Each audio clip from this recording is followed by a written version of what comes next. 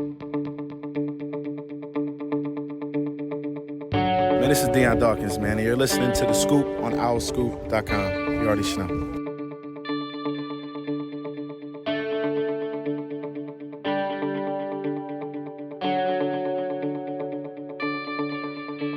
Hello, everybody. Welcome back to The Scoop, OwlScoop.com's podcast, Season 8, Episode 39. I'm John DeCarlo. Another lineup change this week. Javon Edmonds back in the fold with us again. Declan Landis, Ramir Vaughn, and Caden Steele are with us. Kyle Gauss could not make it this week. No Johnny's Wizlack. Declan is already letting Johnny know that his time with Owl Scoop has been short-lived. That's Johnny, budget cuts. Johnny, don't believe that. Don't believe that. So happy to have everybody back. But for the most part, we miss Kyle, miss Johnny. What's going on, guys? How are you? I'm running on fumes right now. I think I've only been awake for a total of 3 hours today. So yeah, I got that going on, but I'm fine. Didn't your trusted friends pick you up at the train station? Yes, they did. Very nice of them. I appreciate it. Good kids. Yeah, they are. Also good eggs. No problem. Yeah. Great friends. Declan influenced them to get milkshakes, and Oh, no, He didn't even give me not what shit. happened. this morning. Too. You did. I did. And I just feel bad for all the roommates who had to deal with the smell of those toilets this morning. 'Cause Look, milkshakes at 1:30 is just Don't not a good project your lactose Temple- intolerance on this is us. I am Temple just is- fine. This is a Temple feel Sports great. podcast. I'm going to try to keep things above board and professional here, as we always do. Of course. Not that I haven't talked about being somewhat lactose intolerant before. We Literally enjoyed, last week. enjoyed a nice meal at Raising Cane's last night. Yes. I was told Delightful. Nice time. But John's the cool professor around here. according to sources, we'll see. How's everybody's week going? Not that I didn't see most of you last night. Chilling. School, work, that's all I pretty much do. So that's it. Ramir's just solely focused on the NFL draft right now. Yes, I'm locked in. Very, very locked in. Very locked in. Caden, anything new since we saw each other last night? Nothing new, but like everyone else, I got a milkshake. No, Javon didn't get one, but Declan did convince me. Like he convinced a lot of people. Then he tried You're to back, welcome. and then he tried to back out. But other than that, it was a good night. Wait, where are these milkshakes from again? Wawa. Oh, Man, okay. way. All right. Which Wawa did you go to? South Philly, the one on Columbus Boulevard. Went all the way down there? Yes. Road There's trip. there's one closer. There's one over by the art museum, sort of. Yeah, Oh, it's we were close. already kind of downtown. So Oh, okay. Gotcha. Well, we're off to a thrilling, exciting start already. Talking about milkshakes, Wawa, Javon's return. Do have a lot of stuff to get into for you guys this week, as we always do. Some more transfer portal news for basketball. Pretty full mailbag. A couple of audio clips for you. Did happen to talk to Matteo Picarelli, Temple's newest basketball edition. If you're an OwlScoop.com subscriber, you can get that full interview on the site. Also talked to Will Johnston this week from UT-Rio Grande Valley, a player that Temple is recruiting out of the transfer portal. Again, if you're an OwlScoop.com subscriber, you get access to that full interview.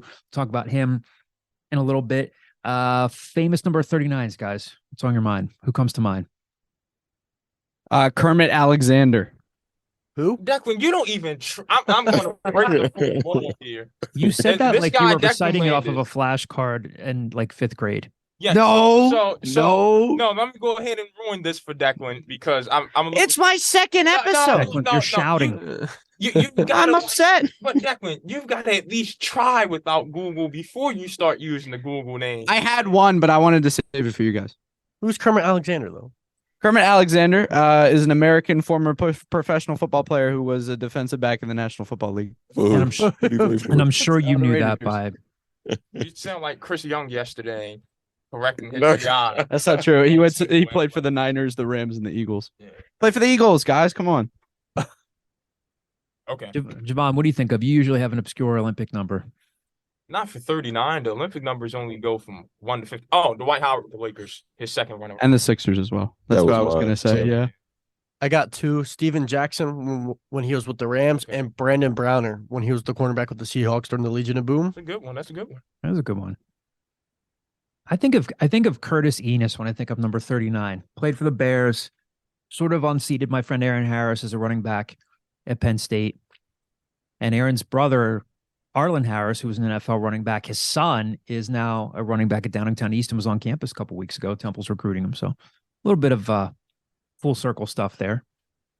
I don't want to, Declan, we should say that, like, if we're all being honest, yes, I think Javon and Kyle and I in past podcasts, I think Caden probably doesn't use the internet as much as we do. Caden, I think, does try to do his best. And then we'll kind of, when the list is kind of wearing thin, we'll look around a little bit. But Declan just, at the same time, Declan, I will tell you, like, you sounded like an over anxious kid in school who was like, I want to go first. I want to read my essay first. Well, look, it was dead air.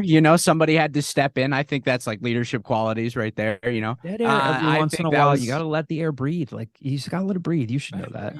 Let it breathe. Yeah, let it breathe a little bit. Okay. Next time. You want to redo it? No, we're keeping this all in. Keeping this all in. Ramir, any 39s that come to mind for you? Mine took mine. I was thinking of Dwight Howard, but that was pretty much it. 39 is a obscure number. It's an odd number. An odd number. Before we get into things, we'll remind you once again that we are thrilled to have Greenspan and Greenspan Injury Lawyers as a sponsor of the Scoop.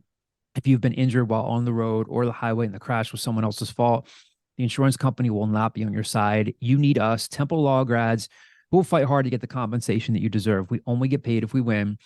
In Pennsylvania or New York, call us today at 215-261-7359. That's 215-261-7359. And you can find them on the web at greenspans-law.com. That's greenspans-law.com. Very happy to have them as our sponsor of the Scoop.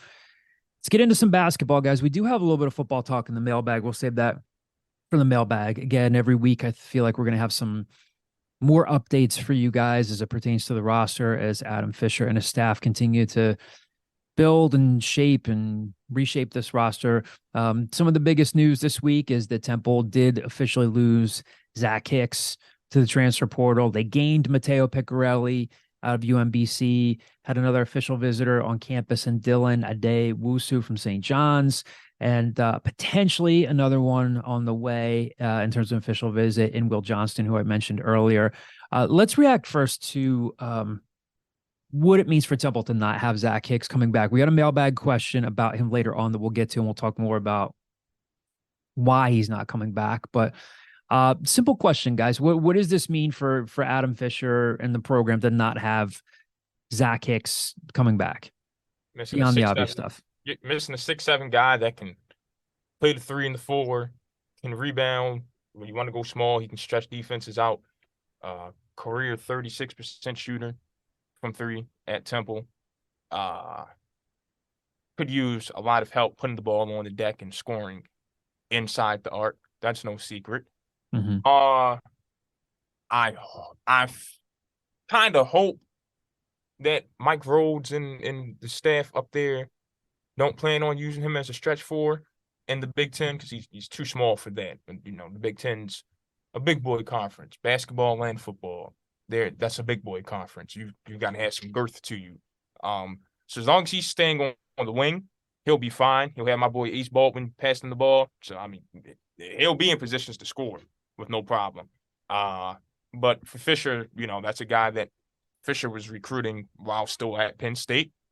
And once he got to Temple, he would have fit in perfectly to Fisher's plans, would have been able to be that small ball 4, would have been able to be a traditional 3-and-D guy. So we'll see. I know, I was talking to Jeff Hicks. He said he wanted Zach to go, to the best place that would develop him and let him diversify his catalog. Zach has to put in the offseason work to do that.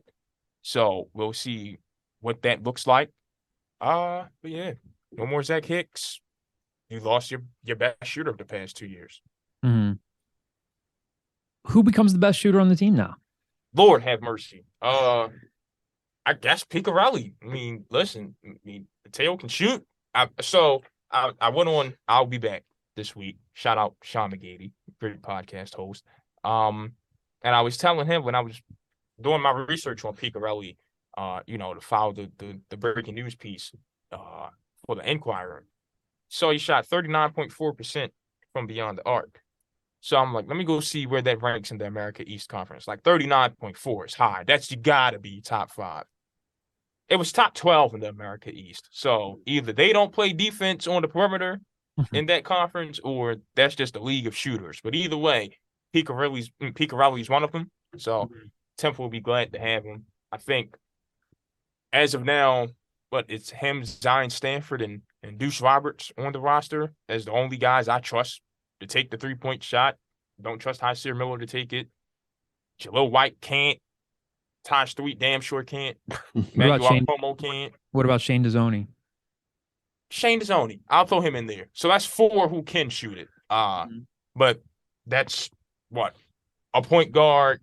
Picarelli's a combo guard. Shane's a 2 guard. Deuce is a combo guard. So now it's time to start getting some wings into the lineup because they're mighty small right now. Mm-hmm. Anything else, guys? Yeah, I think just to echo everything Javon said, it stinks. No question about it. That's somebody that, like you said, fit like a glove into Fisher's offense. And now it just makes his job a little bit harder because now you have to develop those shooters because now you don't really have that guy on, that can be tall enough on the perimeter to really stretch the floor. Yeah, I mean, nothing really to add to that other than you're absolutely correct, Javon. And it'll be interesting to see who they can go out and replace that talent with. Speaking of Fish, I feel like I can't go a day on campus without seeing him. Like, this is my first day back on campus in about a week and some change. And boom, I see him. Like every day since he's gotten the job, I feel like I've seen him on campus. So it's very visible. Where'd you see him? On the sidewalk by Richie's and all that good jazz. Did you say what's up? Yeah, I dapped him up and everything. Nice. Look at you. You can tell he's been in the game of basketball for a while because he doesn't give you the stiff dap. He gives you the soul brother dap, Who has the in that Can confirm. With everybody you're sitting right now, best to worst handshake / bro hug. Give me best to worst. I hate to do this to Caden. Yeah, I was about to say. Oh. He's so disheveled at times. Like, you don't know if you want a fist bump, a That's normal true. shake, or, a soul brother shake. I'm going to be biased and put Declan at number 2 and put me at number 1. Oh, yeah, that's valid. I'm cool with that. Yeah. No, I mean, it makes sense. Yeah. I'm happy with number 2. Yeah, what's understood doesn't have to be explained. Yeah. Mhm. I got to work on it. No question about it. I gotta get practicing. Caden You said, don't have I'd love to give you a hug, but my ATM card is on the ground. I don't have the boots today. That's funny. I should have worn the boots today. You're Boots? So My Declan combat has- boots. Yeah, Declan has a pair of combat boots, and when he wears them, he's just not to be trifled with. right. Absolutely not. This is I mean, I'm version not of to Black be Air trifled with Forces. anyway, but especially not with the boots on. No, sure. Not to be trifled with. So speaking of Matteo Picarelli, so again, if you're an Owl Scoop subscriber, if you're a Temple basketball fan, you know a little bit about him by now. 6'2", 185-pound guard. Out of UMBC, originally from Milan over in Italy, hit 67 threes this past season, shot nearly 40% from beyond the arc, as Javon mentioned.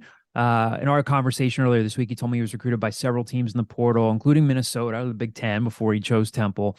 He made a really big improvement from 2 seasons ago to last season. He went from averaging 2.5 points a game and 8.6 minutes per game in his second season to averaging 10.1 points and 22.5 minutes per game in his third season. Displayed a little bit more of an ability to put the ball on the floor. Fairly athletic. Again, I mean, it's quite easy to see that Adam Fisher is prioritizing shooters and prioritizing spreading the floor. Again, if you're an Owl Scoop subscriber, you had the chance to listen to that full interview that I had with him earlier this week. This is a clip of Matteo Picarelli talking about his visit to Temple and part of what drew him into committing. He announced his verbal commitment this past Monday, recording this on a Friday. So he went in for an official visit to Temple this past weekend. And here's Matteo Picarelli talking about his visit to Temple, what was important to him, and what he liked about the campus. Temple is a program with a lot of history, a lot of tradition, just that, is an honor to be talking to such a program, and then, I talked to Coach Fisher right from the start. I think I fit the way he wants to play, and what he was looking for. And, I got to meet him and the staff in person on my visit. And I thought, I really want to be a part of this. I really enjoyed it. I loved campus, loved getting to know them. And, I just really felt like I wanted to be a part of this. All right. So again, a reminder that you can get that full interview if you are a subscriber at owlscoop.com. Again, a reminder that Dylan Adewusu took a midweek official visit, as Kyle Gauss first reported. There's much more in terms of updates on the message board in terms of who else they're involved with. So again, it's another reason to subscribe. We mentioned him, 6'4", 235-pound guard, averaged 9.3 points, 4.4 rebounds this past season at St. John's. Got even better as he entered the starting lineup. He had a season high 25 points in a loss to Marquette.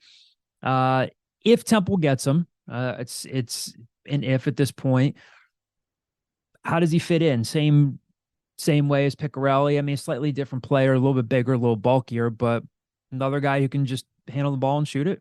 He'll be off the ball more than Picarelli. And it's just going to be another guy to shoot some threes. Him and Shane Dezzoni will kind of play the same role next year in that offense. I mean, they've got similar frames, 6'4" guys, a little stocky. But like I said, it just goes back to my point of who's going to be on the wing. There's Zion Stanford's the only wing on this team right now. When I say a wing, I mean a guy who can play both the 2 and the 3. Mm-hmm. He's the only guy on the team who can do that. I think Jalil White, with his inability to shoot, has proven he's got to be a Ben Simmons type power forward. Taj Thweatt, I'm just going to come out and say it. Taj Thweatt's not a basketball player. He's an athlete.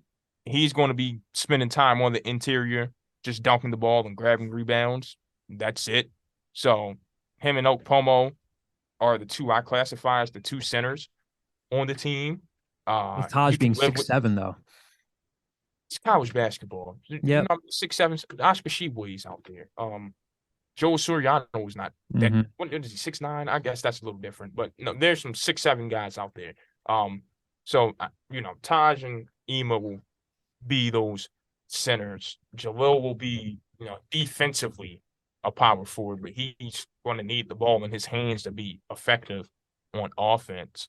Outside of that, there's not another guy on this roster that can play the power forward. I know Fisher was talking about, this positionless basketball stuff, but as I said that week, can't play with that fire too much because you'll get burned very, very quickly. I do not expect, unless, something comes out of this portal, I do not expect Temple to be good on the boards this year, well, in 23, 24, or at protecting the rim. I think the paint's going to be free game for opponents. Well, another question for you guys, too, as we're talking about this. So, and again, just a reminder, another good reason to subscribe to Owl Scoop. Again, if you check out our basketball message board, a couple other updates there in terms of who they're involved with, what other schools are involved with, the players that they are recruiting in the portal. Again, we don't want to give away all the names here on the pod. We want to, reward our subscribers in some ways for choosing to subscribe. But again, the couple of names we're mentioning here, some, not all of them, but some shorter guys, Adewusu, 6'4", 235. So he's a little bit bigger.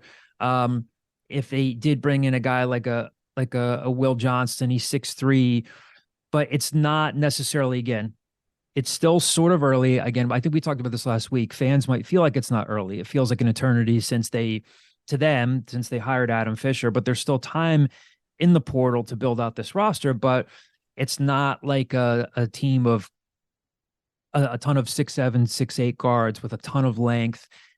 This is, as currently constructed, and I say currently to emphasize that, a little bit of a smaller, spread the floor, guard heavy type of team. This might sound like a simple question, but how much emphasis does this place on Jalil White, A, staying healthy, keeping his shoulders healthy, and B, being that, hey, he has to be that guy that locks down one of, or at least the best opposing scorer on the other team. I mean, I think that Picarelli is a little bit, people are saying, oh, is he similar or different to Brendan Barry? I think he's a little bit of a better athlete than Brendan Barry, but he is on the shorter side. Will Johnston's on the shorter side. Jaleel, how much emphasis now does this put on him from a defensive point of view? Javon, you mentioned, he does need to have the ball in his hands a little bit more to be more effective. He seemed more comfortable two seasons ago as opposed to this past season. How valuable does he become to this team now? Not that he wasn't before as a defender, given the way this team looks right now. Yeah, like I said, he's the only guy on the roster who can play the forward. He's the only guy who can match up with, the second big fella, as I like to call it. So he's got to get those shoulders healthy, number one. But like I said, offensively, he needs the ball in his hands to be effective. But that can't be the case. It can't be either you have the ball in your hands or that's it for you. Like, he's got to develop something of a jump shot. Like, come on, Jaleel's 20, 21 at this point. You've been playing basketball for far too long, and you're at the Division I level, and you're not even 6'10", like Buddy. There's no excuse not to have a jump shot at this point in your life. It's simple and plain. So at some point, that needs to be an emphasis. This offseason, that needs to be all Fisher, Clark, Jordan, and Huger are doing with Jaleel. Like, you're on the ball machine, and you're not leaving the gym until you make 500 shots. It needs to be 100 from each spot on the perimeter.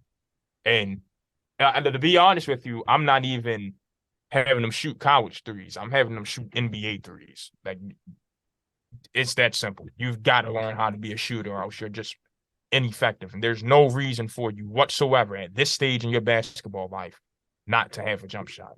Mm-hmm. Another shooter, again, we mentioned earlier, Will Johnston. Mentioned him a few moments ago on the pod here. Again, in the transfer portal out of UT-Rio Grande Valley. He's a 6'3" guard, originally from Sydney, Australia. After his one season there, he's familiar with Pennsylvania. Went to the Perky Open School, played a prep season there, then played at South Georgia Tech, which is a junior college down in Georgia. 2 seasons there. His past season is 1 season at UT-Rio Grande Valley. Again, 14.5 points, 3.6 assists per game, shot almost 44% from 3. So he can shoot it. He told me he's picking up some interest from ACC, SEC, and Pac-12 programs. I'm going to play a clip here from my interview with him earlier this week, just talking about, his relationship with Temple so far and why he's interested in Temple. So we'll play this clip for you here. Adam Fisher and Coach Clark as well, and really going along with them. I love how they talk about family and preach that. That's very important to me when it comes to playing basketball, because I think that's a key component to winning, and that's something I really like about this school. What is it they like about your game? Obviously, you can shoot, you handle the ball. What is it they told you that they like about your game? Well, they obviously I feel like what draws the attention is, the scoring and the passing, that kind of stuff. Because I'm a point guard that can, also be aggressive and score. But I think my intangibles is something that they like a lot. Me to step in and be a leader right away. I'm an unselfish teammate. I'm a hard worker. I think some of those intangibles are something that they liked. And, I see that in them as well. So there's a mutual interest between us two. So again, as I mentioned before, just a reminder, if you subscribe to owlscoop.com, get the full access to that interview, the full story there. And again, yet another shooter again, but we know that Temple went through multiple shooting stretches, particularly in late game situations. Again, this is a very incomplete roster, but we'll keep you updated, of course. We broke the news about him being interested in Temple earlier this week. So again, you can get the full scope of the interview at owlscoop.com. But again, another potential guy who's a shooter. Again, if you go to our basketball message board, you'll get a couple more names there. But like Javon said, rebounding, and again, there could be a couple of developments, and there will be, I'm sure, but they're losing some rebounding. Either losing some rebounding with Zach being gone. Rebounding as currently constructed is going to be a challenge. Defense is going to be a challenge, but it's still very much a developing roster here.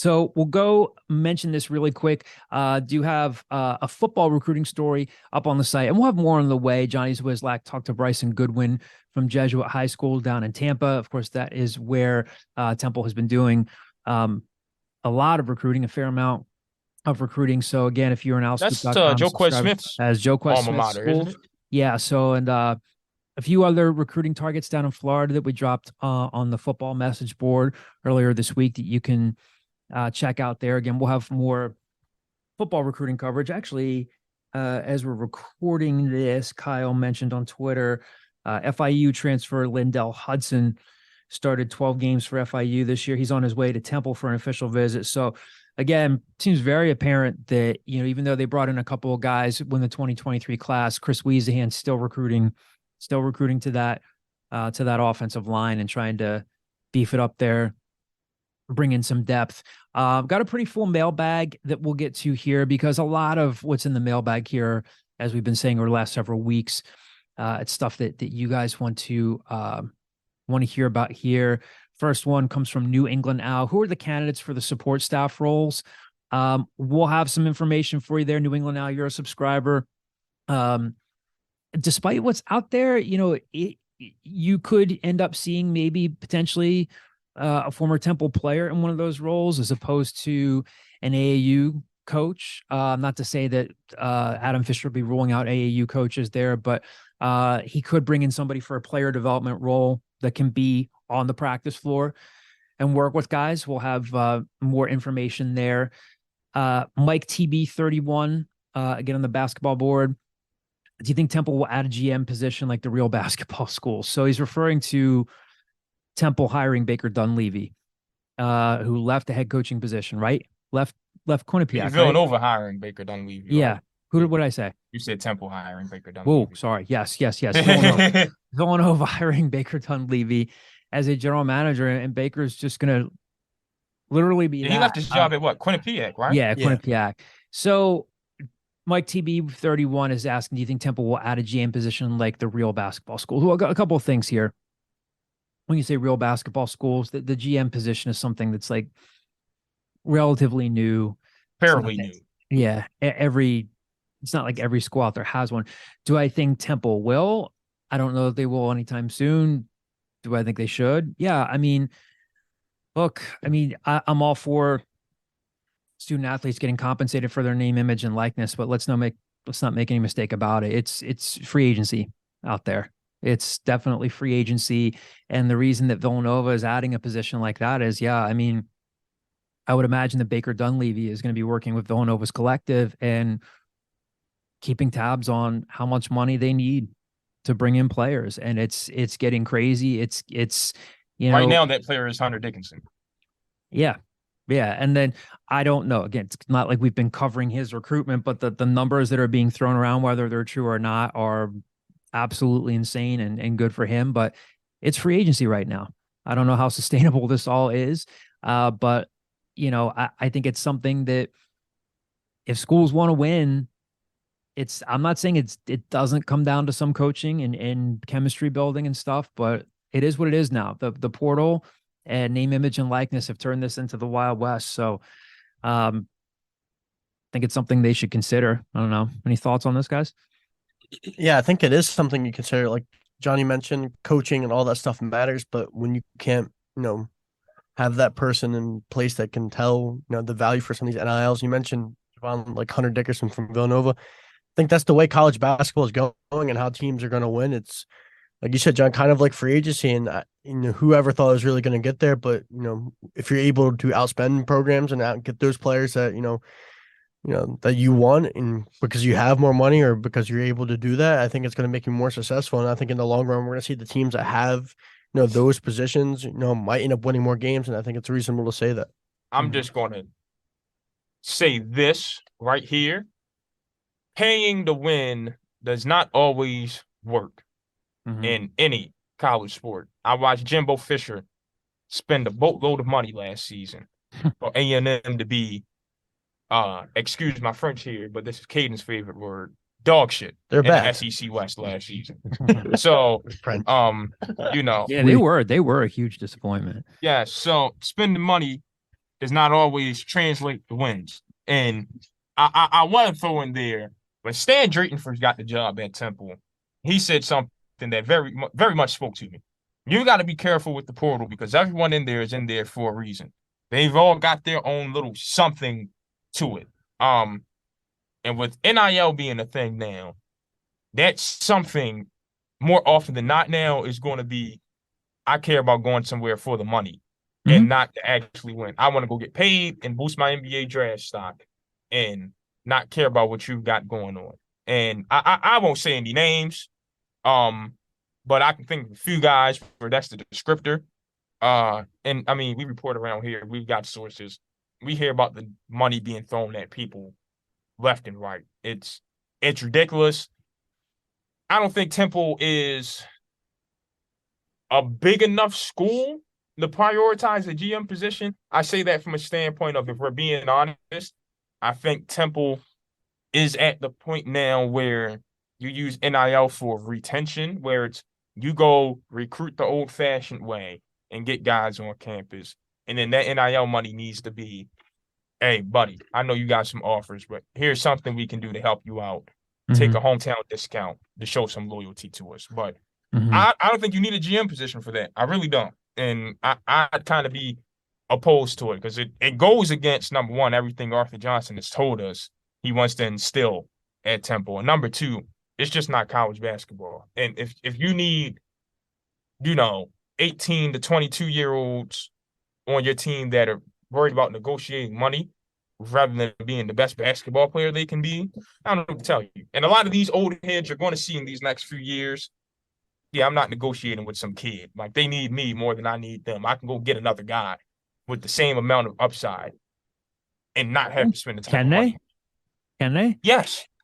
If you got actual basketball coaches on your team, yeah, absolutely. How many guys are waiting for a shot?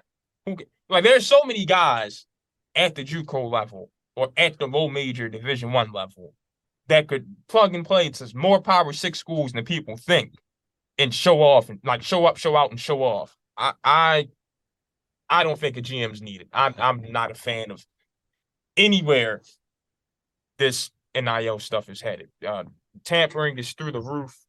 The portal, just all of it is bad. And NCAA's new president was on Temple's campus. I actually ran into him and Arthur Johnson on Pollock Walk, and Charlie Baker. Talked to them for a little bit. Just, hey, how you doing? All that good jazz. Listen, Mr. Charlie, you got some work to do. You got to create some type of regulation because, I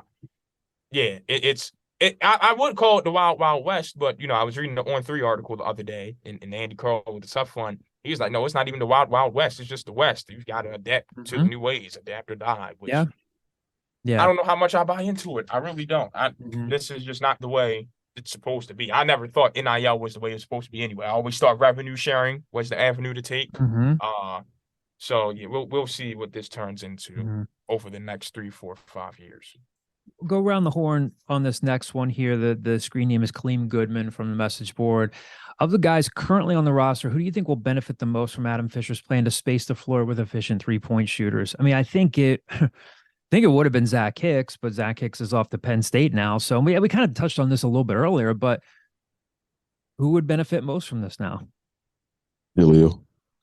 I think having a guy like him run the floor or run point, and just have shooters surrounding him, I think it opens up his game. And he's shown the ability to play make a little bit, or at least from what I saw. So I think it allows him to take the next step in his game, or at least be serviceable on the offensive end without having a jump shot, or while he's continuing to develop a jump shot. Like, if you have more space to operate, it'll be more spread out for him to get to the lane and play his bully ball. So I agree with that. I think Picarelli too, because I think Picarelli now becomes, if not the top option on the outside, at least one of the two. He now will benefit not only from playing more minutes than he did at UMBC, but getting the ball in his hands more as well. And we saw that he was an efficient shooter down there. He's going to get more opportunities to get more shots off and get more, chances at making him in. I think he is going to look a lot different than he did in his time there. And if he can really be as efficient as he was, that could be good for him too. Well, Yeah, you kind of I want to think- look more the same too. Just shoot the hell out of the ball, come off screens, and do that type of thing. Sorry, go ahead, Yeah. kid.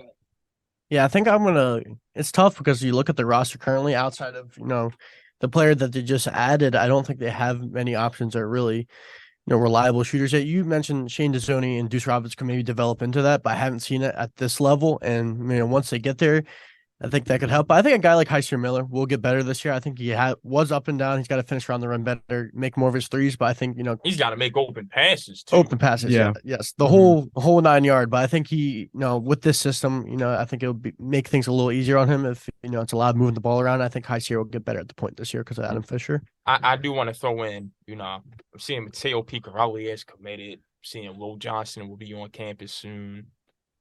Last month, I called this. I said Temple needs to go out and get at least 2 white guys. You were going to bring I'm this just saying. I'm just saying. I'm not making this stuff up. Not to pat myself on the back or anything. but Javon, I was I'm thinking glad about that. I was thinking about that Adam earlier this Fisher week. clearly sees things the way I see them.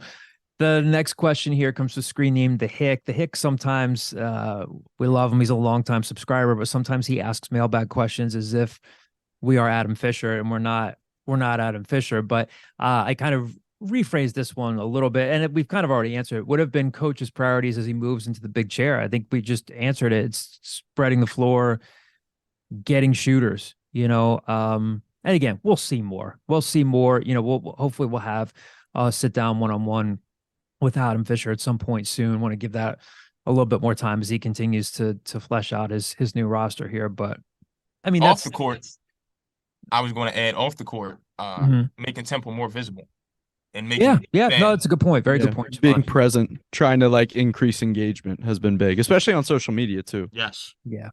And again, does that tangibly win games? Not necessarily, but if you do become more accessible and people are like, oh, that's the basketball coach, I know him, I like him. Yeah, maybe you put more fans in the seats. Obviously, nothing changes that more than winning. We're not idiots. We know that, but it can inject a little bit of juice into a program and maybe does create a little bit more fan engagement. So that's a very good point, Javon. Next question here comes from Temple J. Okay, this is the interesting one. Was Hicks's decision to transfer about crime, as has been mentioned elsewhere, or just time to move on? So, No. Yeah, no. Jeff Hicks, Zach's father, did say on Twitter, and again, all you need is a social media account or the internet to look at it. Yes, he mentioned crime. We're not going to give away the whole message here, but the Tough Fun Temples Collective does have a presence on our Owl Scoop message board, and a representative from the Tough Fund was fairly open about his conversations with the Hicks family. And look, good for Zach Hicks. Been nothing but great to me. Wish his family well. He got a good NIL opportunity and a good opportunity at Penn State. I do think, I say this all the time when it comes to recruiting, nobody truly knows what's on Zach Hicks's mind other than Zach Hicks himself. But I got to be honest with you. I think it's a tad disingenuous to say that Zach Hicks left Temple because of crime. I think that is, I don't know. I just think that's disingenuous. We owe it to our listeners and our subscribers to be honest here. Again, wish him the best. Hope he'll do well at Penn State. He's a great kid, but NIL opportunities had a lot to do with this. To say he left specifically because of crime. Again, if you're an owlscoop.com subscriber, this came up on our message board and you can read all about it. Again, I don't want to give all that away, but no. And aside from that, I mean, I talk to Jeff at least twice a week. Out of all the reasons that he's mentioned since Zach entered the portal, that reply to my tweet was the first time he's ever mentioned the crime around the campus. So, I'll leave it at that. Like you said, best of luck to Zach up there in Happy Valley. He's going to have some fun playing with those boys. Yeah. Next question here. The screen name is DBlaze75, another one of our longtime subscribers. Coach Fish wanted 3-point shooters and he got one in Picarelli. What odds do you place on the Owls getting Johnston, meaning Will Johnston? He can't say 50%. Who's the staff likely targeting that can rebound the ball and defend down low? Second question there, DBlaze. Don't have anything super reliable for you right now. I don't believe in throwing names out there without it being well sourced. They've been, I'm sure they're looking at some forwards, no names that I feel comfortable putting out there just yet. In terms of odds on Will Johnston, and if I can't say 50%, I'll hedge this. I'll say 55, 60%. Again, he's got some Power 5 schools looking Such at a him. cop out, John. Whoa. Okay, Whoa. 60%. 60%. I talked to him. I talked to him earlier this week. Again, if you are an Owl Scoop subscriber, you can listen to the interview. Seemed pretty high on Temple, but again, he's got some other Power 5s in the mix. So I think their chances are better than 50% in getting him. I don't think they're sub 50%. So I don't think that's a cop out, Ramir. I still love you and everything, but I love Ramir. Don't try to create chaos here. Devon's trying to create chaos in Kyle's absence. So I'll say 60%, but that is, I don't want to say meaningless. Again, I get teased all the time for saying this. Things are fluid with covering recruiting, and I hate that. Sounds like such a cliche. But again, if you listen to the interview, if you're an Owl Scoop subscriber, take a listen. You can draw your own conclusions from there. GL and PA is the next screen name. Good to hear about the uptick in listeners. He mentioned that because I mentioned that our listenership is up by 30% from where it was a year ago. So again, shout out to all of you as podcast subscribers. Greatly, greatly appreciate it. We always have fun engaging with you guys. So really appreciate that. So he has a two-part question here. This is football related. Number one, how likely is it that Antoine Smith will remain on the staff? Number two, how important is it that we are able to get an experienced quarterback to add to the 3 on the roster? So by now, I say we skip straight to number 2. Yeah. Yeah, I don't. Wait, look, I'll say this: charges have not formally been filed against Antoine Smith. That's nothing that people wouldn't know by looking around on the internet. I'm sure that's an ongoing investigation that will have to play itself out. For us to just sit here and guess is just kind of irresponsible. I mean, is it? Yeah. All I know, like you said, there's no formal charges. There's no police reports with Antoine Smith's name on it. Period. Out of all the allegations and accusations, there's no police reports. I mean, is it a good thing is it a positive development right now? No, of course it's not. Of course it's not. But we just have to, I know this sounds like a boring answer, but we have to be responsible and say we just literally have to see how it plays out. How important is it that Temple get an experienced quarterback to add to the 3 on the roster? I mean, we've talked about this before in previous episodes. So we obviously know that EJ Smith is our friend who works at the Philadelphia Inquirer. Shout out to EJ, who just visited the Temple News a couple weeks ago. So he's a damn fine reporter. It was awesome. Yes. EJ Smith makes his way into the pod. EJ Warner, we know is barring any sort of unforeseen circumstances, is entrenched as Temple starter. And you've got, we'll see if Quincy Patterson made some discernible improvements in the offseason. We know they struggled throwing the ball, but we'll see. And Tyler Douglas comes in as a mid-year and flashed a little bit in the, we talked about it. I think we talked about it last week, made a nice move in the spring game. Ramir, you said last week, it's that you kind of equate the cherry and white game to the preseason. It's not about necessarily whether teams are winning or what they're doing. You're looking for flashes. And there were some times where he looked like he belonged, but he's young. To add that experienced quarterback to the roster, is it important? Sure. Who that guy is yet, I don't know. They've had a couple of guys on their list. They just hosted somebody a couple of weeks ago, didn't they? Yes. Wish I could remember the name. Yeah, and his name is currently escaping me. Was a Purdue kid, right? Was the kid from Purdue? Was it? We'll double check that. Yeah, GLMPA. I'm sorry. I'm so sorry. I'm forgetting the guy's name. But I think the interesting thing is going to be, who is that guy that you bring in?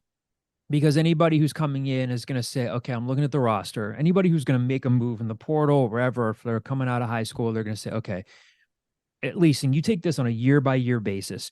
So for at least the next year, EJ Warner is the starter. They like this kid, Tyler Douglas. He's young. Even if you're like a 3rd or 4th year player in college, Tyler Douglas at least has a semester longer in that offense than you do, even though he's young, even though in a normal circumstances, he'd still be at Ocean Township High School, New Jersey right now. And then you've got Quincy Patterson. So is adding an experienced QB important? Sure, it's important in the sense that you need somebody to, I think, maybe push sharpen a kid like Tyler and push a kid like Quincy Patterson. And impart some wisdom on EJ. I mean, that's never a bad thing. Young guys need vets. And that's probably the most, I would say, also, the most important thing. Yeah. Yeah, and it's also like you look at the roster. I can't say Temple has 3 quarterbacks. Like Quincy Patterson looked better during the spring game, but I'm going off what you showed me in 12, a 12-game season in 2022, and it showed me you cannot play the quarterback position. So either way, Temple needs another quarterback. It has to be somebody who knows that you're coming in here to sit a little bit. For all my Blue Mountain State fans, Alex Moran, a guy who's got some talent, but is perfectly fine with being the backup quarterback. So we'll see. Caden just did his research. What's the guy's name? Caden? Mike Lamo from Purdue.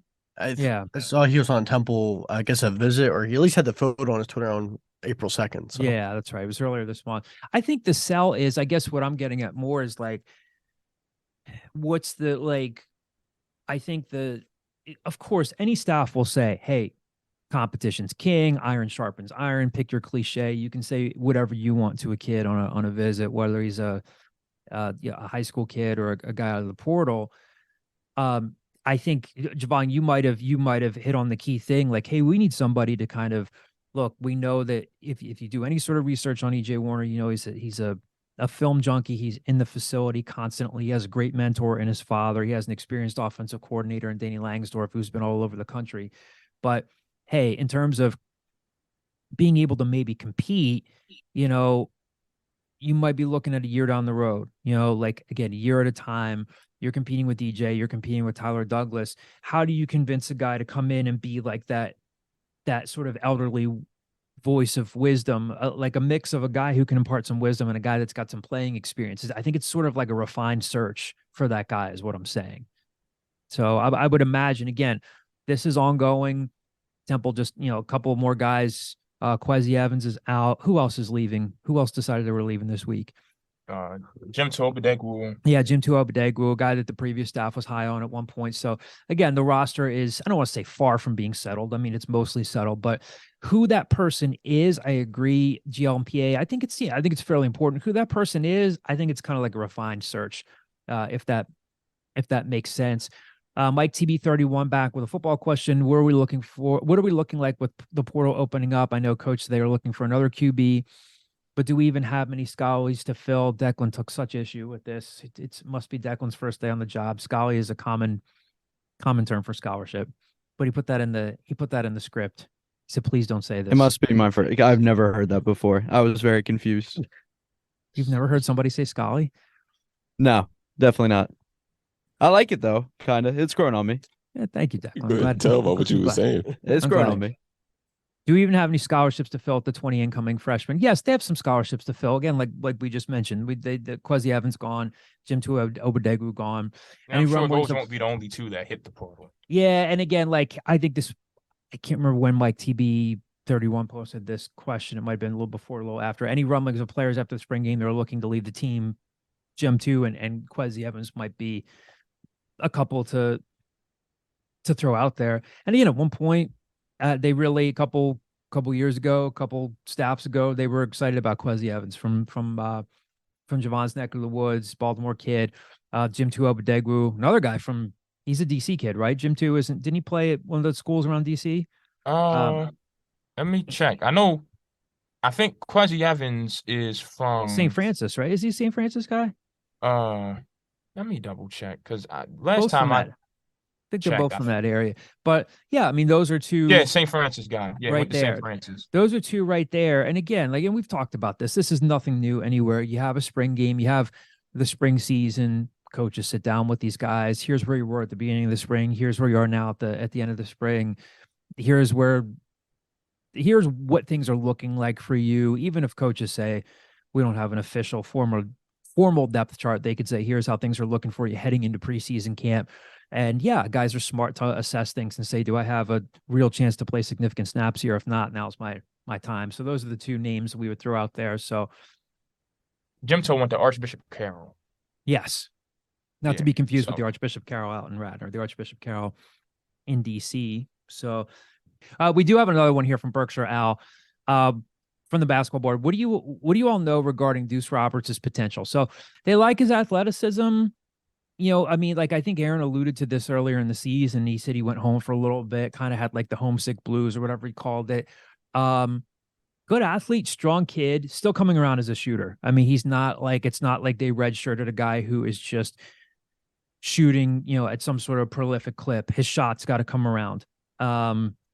So that's what I could tell you about his potential. We'll know more about what Deuce Roberts can do in the coming weeks. As you all know, he was an under-recruited kid. He was a late take for them, from down in Missouri. Can't say he's a knockdown shooter just yet. Maybe he'll be more of a We've seen him in facilitator. practice. He's definitely got the ability to shoot. I think Deuce Roberts can play from what we've seen. Yeah, I do too. It's not like he has like, I know this is kind of common to say, it's not like he has a broken looking shot. It just needs some work. I don't know if he'll ever be like a 40% 3-point shooter, but that's the little that we know about his potential now. But hey, he's probably going to get a chance to play some minutes. So anyway, that will do it for this week. Thank you all so much again for the support. Listenership is up. Could not do without you. A big thank you to our Scoop sponsors, Greenspan and Greenspan Injury Lawyers. Thank you to Ramir, Declan, Caden, and Javon for being with me for another episode of The Scoop, and we will talk to you guys next week.